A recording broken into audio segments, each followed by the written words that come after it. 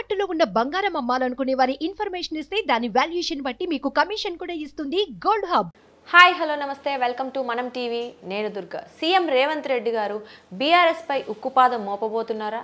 మనం చూసుకుంటే టానిక్ సంస్థలు, టానిక్ వైన్ షాప్స్ అయితే ఏంటి, మల్లారెడ్డి బిల్డింగ్ కూల్చివేత, అలాగే కాళేశ్వరం ప్రాజెక్ట్స్ పై చాలా విమర్శలు, అలాగే చాలా చర్చలు, అలాగే చాలా అవినీతి జరుగుతోందంటూ మనకి వార్తలు కూడా వినిపిస్తున్నాయి. కక్ష సాధింపు చర్యలు ఏమైనా చేపడుతున్నారే అనే విషయాలు వివరించడానికి మనతో పాటు ఉన్నారు చలసాని శ్రీనివాస్ గారు. ఇప్పుడు వారితో మాట్లాడదాం. సార్ నమస్తే. సార్ నమస్కారం. మనం చూసుకున్నట్లయితే సీఎం రేవంత్ రెడ్డి గారు అంటే బీఆర్ఎస్ నాయకులు ఎవరైతే ఉన్నారో కక్ష సాధింపు చర్యలు మొదలు పెట్టారు అని మనం వింటున్నాం. అంటే ఇక్కడ చూసుకుంటే ఆంధ్రప్రదేశ్లో కూడా జగన్మోహన్ రెడ్డి గారు కూడా కక్ష సాధింపు రాజకీయాలకు పాల్పడతారని, సేమ్ అలాగే రేవంత్ రెడ్డి గారు కూడా అదే బాటలో పయనిస్తున్నారు అని అయితే మనకు వార్తలు వినిపిస్తుంది. ఇందులో వాస్తవం ఎంత అంటారు? రేవంత్ రెడ్డి గారు అందరూ అనుకున్నంత ఇది కాదు. Very shoot personality. ఆయన గోల్ ఎప్పుడు కాదు, చాలా కాలం సంవత్సరం క్రితం చెప్పాను. అంటే స్టూడెంట్ తెలుగులో ట్రూ ట్రాన్స్లేషన్ చేయొద్దు, అది ఇంగ్లీష్ మీడియంలో చాలా తన అనుకున్నది తను సాధించే మనిషిని అర్థం. ఓకే. దాంట్లో ఎన్ని అవాంతరాలు వచ్చినది మంచిగా చెడ్డని దాటుకోవడానికి వెళ్ళిపోతాను చూస్తారని. ఇవాళ జగన్మోహన్ రెడ్డి గారు చేసే కక్షాదింపు చర్యలు ఒక తీవ్ర స్థాయికి చేరుకున్నాయి. కానీ ఈయన చాలా ఆల్టర్నేటివ్ రూట్స్ కూడా పెట్టుకుని సమర్థవంతంగా చేస్తున్నారు. ఇవాళ ఫస్ట్ అండి, మనం మై హోమ్ గ్రూప్ వారికి ఇవన్నీ ఇక్కడ ఉన్నాయని చెప్పి ఆల్రెడీ ఫైనలైజ్ అయిపోయిన ఎయిర్పోర్ట్కి వెళ్ళాల్సిన మెట్రో రైలు ఏదవుతుందో చూసారా అనే మొత్తం వాళ్ళ సంస్థల నుంచి వెళ్తున్నాయి, రాజపుష్ప నుంచి వెళ్తున్నాయి. ఎవ్రీబడి ఆల్రెడీ ఫైనలైజ్ అయిపోయింది, శంకుస్థాపన కూడా చేశారు, అయిపోతుంది అనుకున్నారు. దాన్ని మార్చి ఇవాళ ఓల్డ్ సిటీని తీసుకున్నారు. ఒకటి ఆర్థిక నవనాడుల్ని, వీళ్ళు కేసీఆర్ గారికి అండగా ఉన్న నవనాడుల్ని దెబ్బతీసే దాంట్లో చాలా తెలివి వ్యవహరించారు. దాంతోపాటు 10-20% రేవంత్ రెడ్డి గారి వర్గం తెలిసిన కూడా బాధపడి ఉండొచ్చు. ఓకే. అంటే ఆయన ఎంత సునిశ్చితంగా ఆలోచిస్తున్నారని చూడండి. విజన్ అంటారా? అది రాజకీయ విజన్ మంచి విజన్ లేదనేది తర్వాత మాట్లాడదాం. రాజకీయ విజన్. రెండో విషయం, తెలంగాణ ఎంత మైన్యూట్గా ఆలోచిస్తానికి తెలంగాణ రిజిస్ట్రేషన్లో అందరూ టీజీ అని పెట్టుకుంటారు. ఎక్కడా కూడా తెలంగాణ ఉంటుంది, స్టేట్ అని ఉండదు మామూలుగా. ఇక్కడ తెలంగాణ కావాలని టీఎస్ అంటే టీఆర్ఎస్కి అర్థం వచ్చేటట్టు పెట్టుకున్నారని అందరికీ అర్థమైంది. ఆయన వచ్చి దగ్గర అది మారుస్తానంటే ఎంత మైన్యూట్గా ఆలోచిస్తున్నారు చూడండి, ఆ ముద్రను చెరిపేయటానికి. థర్డ్ ఏమవుతుందంటే, తెలంగాణ జాతిపిత కింద, బాపూజీ కింద ఆయన ప్రచారం చేసుకుంటున్నారు. ఈయన తన అభివృద్ధిని చేసుకోవడానికి ఇవాళ దీన్ని మార్చి, నిన్న ఈ రైలు మెట్రో లైన్ ఓల్డ్ సిటీ నుంచి వెళ్ళగానే అసలు కేసీఆర్ గారికి బయట నుంచి సపోర్ట్ చేసే అత్యధిక మిత్రులు ఎవరైనా కదా 10 సంవత్సరాల నుంచి ఎంఐఎం. ఇవాళ అసదుద్దీన్ ఓవైసీ గారు ఏం చేశారు, మై ఆప్కా సాత్, నువ్వు 5 సంవత్సరాలు ఉండాల్సినట్టు నేను చూసుకుంటానన్నారు. 8 మంది సభ్యులు పెట్టుకుని ఆయన. అంటే ఏంటి, అక్కడ ఓల్డ్ సిటీ అభివృద్ధి కూడా నాకు కావాలి, ఫలకం అక్కడి నుంచి డైరెక్ట్ కలుపుతాను. మిగతా ఇంకొక ఆయన కూడా అన్నారు, నేను 120 కోట్లు ఎడితే 200 కోట్లు శాంక్షన్ చేశారు దానికని చెప్పి బహిరంగ సభలో నేను మాట్లాడిన నేపథ్యం. ఎందుకంటే ఇది రాజకీయ చాతుర్యం ఏంటంటే, మిగతా వాళ్ళని ఒక పక్కన తీసుకురావటం. ఎందుకంటే తనకు అవసరం 64 సీట్లు ఉన్నాయి, ఇది కాంగ్రెస్ పార్టీ మహాపక్షం, ఏటి ఎవరు తిడతా, చాలా ఇబ్బందికరంగా ఉంటుందండి ఇది. రెండోది, మీరు రెండో కోణం ఏంటంటే, ఇది జగన్మోహన్ రెడ్డి గారు తీసుకోలేకపోయారు.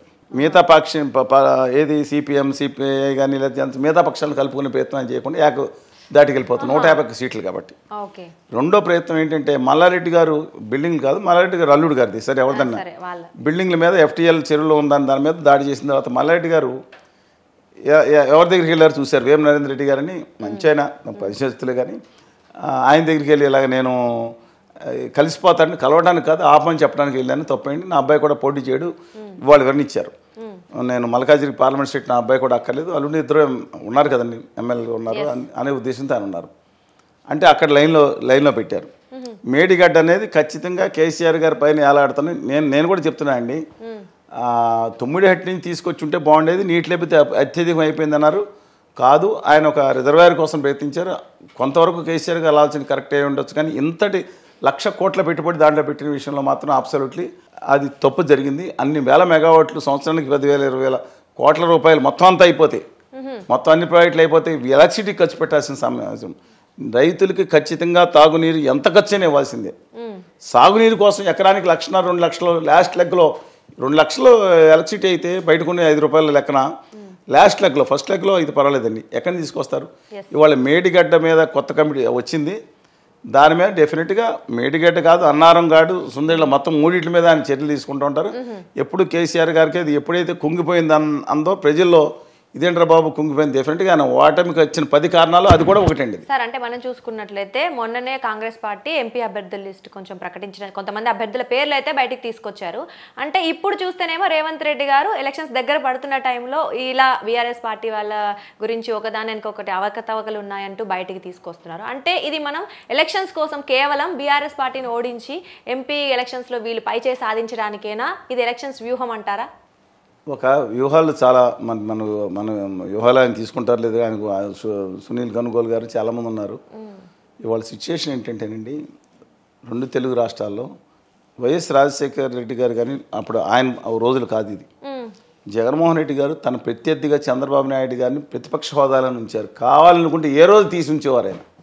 మళ్ళీ నేను చెప్తున్నానండి, 4 వెళ్ళిపోయారు, 5వ అతను తీసుకుని రాజీనామా చేయించి 6వ అతను పోటీ చేయించి 100 కోట్ల ఆయన దగ్గర 150 సీట్లు గెలిచిన దాంట్లో ఆయన చంద్రబాబు నాయుడు గారు ఇంకొక ఎంపీ తగ్గించేస్తే 117 ఎంపీలు ఉంటే ఆయనకు ప్రతిపక్ష హోదా క్యాబినెట్ హోదా పోతుంది. అవతల వ్యక్తిని ఉంచాల్సింది. ఎందుకంటే బీజేపీ కనుక ఆ ప్లేస్లోకి వస్తే ఫుట్బాల్ ఆడుకుంటారు యువతల నాయకుల్ని. ఇవాళ రేవంత్ రెడ్డి గారు తెలుసుకోవాల్సింది కూడా యాజ్ లాంగ్ యాజ్ అక్కడ బీఆర్ఎస్ పార్టీ ఉన్నంత కాలమే కాంగ్రెస్ పార్టీకి ఇంకో విధంగా బలం జరుగుతుంది. ఎప్పుడైతే చాలా డెప్త్ ఆలోచించాలి. ఎప్పుడైతే ఉత్తర భారతీయ జనతా పార్టీ వచ్చిందో ఆ ప్లేస్లోకి డెఫినెట్గా అక్కడ సామాన్య వ్యక్తులు లేరండి. సచ్ ఏ పవర్ఫుల్ పర్సనాలిటీ ఉన్నారు. 1200 మంది గుమా వ్యాపారులు, వాళ్ళ పెద్ద నాయకుడి కింద గౌరవనీయులు మోడీ గారు, అమిత్ షా గారు వీళ్ళందరూ ఉన్నాగా వాళ్ళని ఎదుర్కొంటాం అనేది చిన్నది అనుకోవద్దండి. అందువల్ల నేను అనుకుంటా ఉన్నాను, ఆయన కక్షాదింపు ఏ తీసినా ఇవాళ రేవంత్ రెడ్డి గారి మీద హరీష్ రావు గారు, కేటీఆర్ గారు మాట్లాడినదని కౌంటర్ ఇస్తా ఉన్నారు. కానీ ఆయనకి రాబోయే ప్రమాదం ఉత్తర భారతీయ జనతా పార్టీ నుంచి వస్తుంది. ఉత్తర భారతీయ జనతా పార్టీ ఎందుకన్నానో మీకు చాలాసార్లు వివరించాను. రేవంత్ రెడ్డి గారు పార్లమెంట్లో మాట్లాడినప్పుడు హిందీకే తెలంగాణ హిందీ అని ఎటకారం వాళ్ళు మంత్రి స్వయం ఆర్థిక శాఖ మంత్రిని చేస్తే లేదా అసలు లిపి కూడా లేని ఆ భాషను పట్టుకుని తెలంగాణ బిడ్డలని ఒక మాట మాట్లాడితే ఏం మాట్లాడారు ఆయన అంతే. హిందీ రావాలని ఉందా? పివి నరసింహ గారు 16 భాషలు నేర్చుకున్నారు, అది వేరే సంగతి. మేము మాట్లాడుందా? లిపి లేని ఆ భాష మాట్లాడతాం తప్పండి. చక్కటి తెలుగు భాషలో మాట్లాడవచ్చు, అంతర్జాతీయ భాషలో మాట్లాడవచ్చు. పైగా రెండోది ఏంటి, దక్షిణాదాలు హిందీ రానాలు దొబ్బే దేశం దొబ్బే ద్రోహులు అంటే ఏమనాలి? ఉత్తర భారతీయ జనతా పార్టీ కాకుండా ఇంకో పార్టీ అనాలా? వాజ్పేయి గారిది ఉత్తర భారతీయ జనతా పార్టీ కాదు, ఈ బ్యాచ్ గుమా వ్యాపారులు బ్యాచ్ అని అంటున్నా. 10 నల్లోళ్ళు దరిద్రంగా మహిళల మీద కూడా కామెంట్ చేసిన ఉత్తర భారతీయ బ్యాచ్ గురించి ఏం మాట్లాడాలి? అందుకని మాట్లాడని చెప్తే ఇంకోటి కాదండి. సరే, coming back to your point again, ఇవాళ మాత్రం అక్కడ ఎప్పుడైతే భారతీయ జనతా పార్టీ ఇవాళ ఈ కక్షాదింపు ఈ 2 కనుక జరిగితే భారతీయ జనతా పార్టీ వచ్చి నిలబడుతుంది. అంటే మనం చూసుకున్నట్లయితే ఈ మధ్య ఏం వినిపిస్తుందంటే కాంగ్రెస్ బీజేపీ 2 జాతీయ పార్టీలు కాబట్టి వీళ్ళు ఏంటంటే ప్రాంతీయ పార్టీలని లేకుండా చేసేసి వీళ్ళే అధికారం కోసం అధికార ప్రతిపక్ష హోదాలో రెండిట్లో వీళ్ళే ఉండాలి అనుకుంటున్నారని అయితే మనకు వినిపిస్తున్నాయి. ప్రాంతీయ పార్టీలు ఉండి తీరాలి. తెలంగాణ రాష్ట్ర సమితిగా మార్చుకున్న మళ్ళీ ఆ పార్టీ ఖచ్చితంగా తెలంగాణ హక్కులకు ఈ తప్ప కోస్తా రాయలసీమ మీద విషం చెమ్మకుండా తెలుగు తల్లి బిడ్డలకు అక్కడ ఖచ్చితంగా తెలుగుదేశం వైఎస్ఆర్ కాంగ్రెస్ పార్టీ ఉండాలి. డిఎంకే ఉన్నందువల్లనే ఆ రాష్ట్రం బ్రహ్మాండమైన అభివృద్ధి సాధించింది. ఎవరన్నా రాష్ట్రం ప్రథమ ప్రాధాన్యత. మా కర్మ దౌర్భాగ్యం ఆంధ్రప్రదేశ్లోనే ఏళ్ళకేళ్ళు తిట్టుకుంటున్నారు. ఢిల్లీ నిలదీసే సమర్థత రూపించింది. తెలంగాణలో టీఆర్ఎస్ అనేది ఖచ్చితంగా అవసరం అని నేను చెప్తున్నాను. ఎట్టి పరిస్థితుల్లో అవసరం అది. అందువల్ల నేను అనుకుంటా ఉన్నాను, అంటే అది కాకపోతే ఇంకో పార్టీ ఆర్ఎస్ ప్రవీణ్ కుమార్ గారు ఆ రోజు వెళ్ళిపోయారు, ప్రాంతీయ పార్టీ పెడతాను. అందుకని నేను అనుకుంటా ఉన్నాను, డెఫినెట్గా చారిత్రాత్మక తప్పిదం రేవంత్ గారు చేయరు అనుకుంటున్నాం. వాళ్ళు చేసిన అన్యాయాలను నిలదీయండి. మేడిగడ్డని వాళ్ళ మీద ఎవరన్నా అక్కడ బాధ్యత దాని మీద లోటుపాట్లకు బాధ్యత ఉన్నారంటే శిక్షించండి. కానీ ఒక ప్రాంతీయ పార్టీని అంతర్ధానం చేస్తామని చూస్తే మాత్రం మీరు పోరాడండి రాజకీయంగా. ఆ ఉత్తర భారతీయ జనతా పార్టీ వచ్చి కూర్చుంటుంది, తర్వాత వాళ్ళు ఉండరు, మీరు ఉండరు, 2 పార్టీలు కూడా ఉండరండి. ఏకస్వామ్యం కావాలి వాళ్ళకి. రేపు పొద్దున రాజ్యాంగాన్ని భ్రష్టు పట్టిస్తున్న ఆ కేంద్రంలో ఇవాళ ఉన్న పాలకులు దయచేసి ఆ మాయలో పడద్దు. నిన్న గుజరాత్ మోడల్ అన్నారు, తర్వాత సరి చేసుకున్నట్టున్నారు. అలాంటి గుజరాత్ మోడల్ హింసావాదంతో మోడల్ మనకు వద్దండి.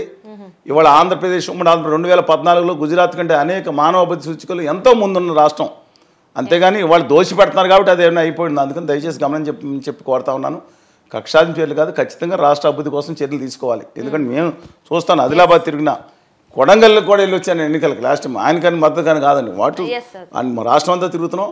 మళ్ళీ రేపొద్దున ఈ 30వ తారీఖు 29వ తారీఖు హెల్త్ క్యాంప్ కూడా పెడతాం. రాష్ట్రం రాజకీయాలకు అతీతంగా వాళ్ళందరూ ఎన్నికల్లో ఉంటారు, మేమే ప్రజాసేవలు ఉంటాం. అందువల్ల ఒకటి చెప్తున్నాను, తెలుగు జాతి ఔన్నత్యాన్ని ఆయన మాట్లాడింది కరెక్టు. దేశ స్థాయిలో తగ్గిపోయింది మన ప్రాభం అన్నది చూసారు, దాని మీద కాన్సన్ట్రేట్ చేయమని చెప్తాను. మొత్తానికైతే అందరూ అనుకుంటున్నారు కక్ష సాధింపు చర్యలని, అవకతవకలు ఉన్నాయి కాబట్టి అని కొంతమంది అయితే మాట్లాడుతున్నారు. సరే చూద్దాం ఏం జరుగుతుంది. ప్రాంతీయ పార్టీలు ఉంచడానికా లేకపోతే వాటిని తొక్కేయడానికి ఇలాంటివి చేస్తున్నారా అని అసలు ప్రజలు ఏమనుకుంటున్నారు, ఇవన్నీ కొద్ది రోజుల్లో మనకు తేలబోతున్నాయి. చూద్దాం sir. Thank you so much. నమస్కారం.